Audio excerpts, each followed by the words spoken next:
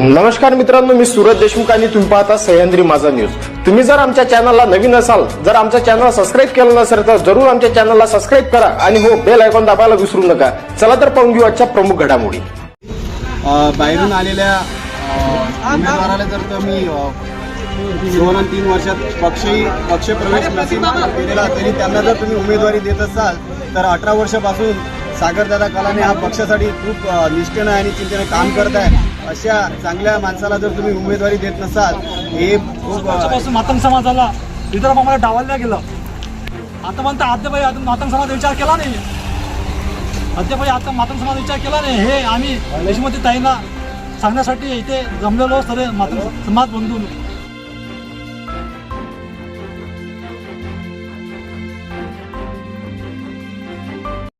काँग्रेस देणार का संधी मातंग समाजाला?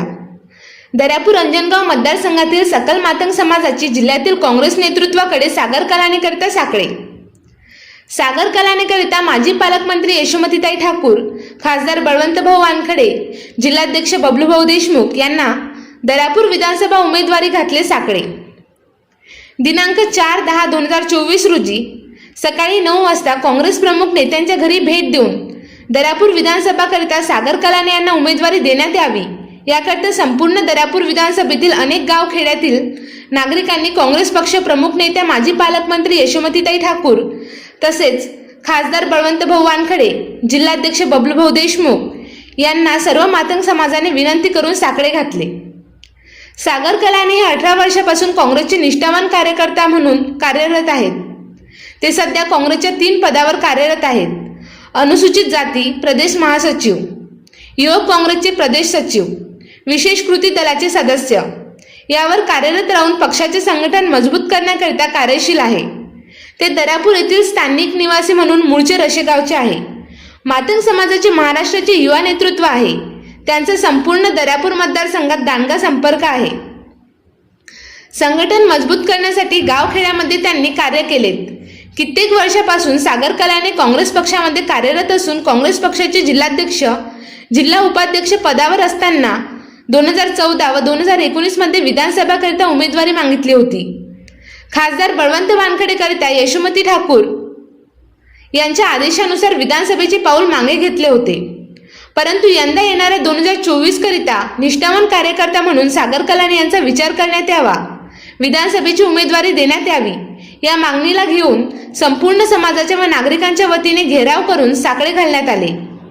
सागरभाऊ कलाने यांच्या समर्थनार्थ दर्यापूर अंजनगाव येथील नागरिकांनी प्रमुख नेत्यांच्या घरी केली होती गर्दी। यशोमतीताई ठाकूर, बळवंत वानखडे, बबलूभाऊ देशमुख यांनी सागर कलाने यांचे केले समर्थन। अनेक वर्षापासून विधानसभामध्ये काँग्रेसने मातंग समाजाचा चेहरा मतदारसंघाला दिलेला नाही, तरी यावेळेस तरी काँग्रेसचा मातंग समाजाचा चेहरा म्हणून सागर कलाने यांना उमेदवारी द्यावी अशी भावना सकल मातंग समाजाकडून व्यक्त करण्यात आली। आता खरंच काँग्रेस मातंग समाजाला उमेदवारी देईल का हे पाहणे गरजेचे ठरेल।